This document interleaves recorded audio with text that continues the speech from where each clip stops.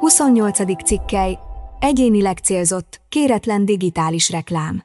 1. pont. Személyes adatok reklámcélú felhasználásához, főszabály szerint, az érintett fogyasztó, természetes személy, önkéntes, egyértelmű, megfelelő előzetes tájékoztatáson, reklámcélú megkeresés tartalma, leiratkozás lehetősége, és az adatkezelésre vonatkozó tájékoztató, alapuló hozzájárulása szükséges, amelyet az érintettől az adatkezelés megkezdése előtt kell beszerezni. 2. pont. Kizárólag az érintett előzetes, kifejezett, megfelelő tájékoztatáson alapuló és minden egyéb jognyilatkozatától elkülönülő elektronikus úton küldött vagy írásbeli hozzájárulásával küldhető direkt marketing célú reklám elektronikus úton. 3. pont. Az érintett hozzájárulása nélkül, kizárólag abban az esetben küldhető megkeresés, amennyiben az első nyilatkozat kérésére vonatkozó közvetlen megkeresés reklámot nem tartalmaz, kizárólag a vállalkozás nevét és megjelölését tartalmazza, az érintett számára biztosítja a leiratkozás opt-out lehetőségét, felhívja a figyelmet a leiratkozás lehetőségére, és az erre vonatkozó tájékoztatás egyértelmű és minden más információtól elkülönítve, könnyen elérhetően jelenik meg.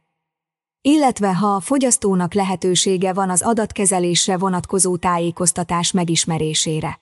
4. pont. Tilos az a megkeresés, amelynek során az adott konkrét célból megadott adatokat más célra, például egyéb reklámcélú megkeresés, hírlevél, használják. 5. pont. Direkt marketing célú reklám küldése esetén az érintett kifejezett előzetes hozzájárulásának megszerzéséhez önmagában a tiltakozás, törlés és leiratkozás opt-out lehetőségének a biztosítása nem elegendő.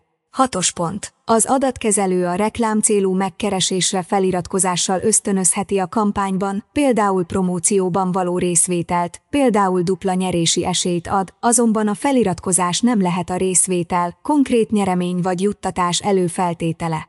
7. pont. Csak olyan érintett számára küldhető reklám, akinek az e-mail címe vagy telefonszáma a jogszabályi előírásoknak megfelelően, és úgy került a reklámküldő személy vagy szervezet birtokába, hogy az érintett egyértelműen előzetesen hozzájárult a reklám küldéséhez.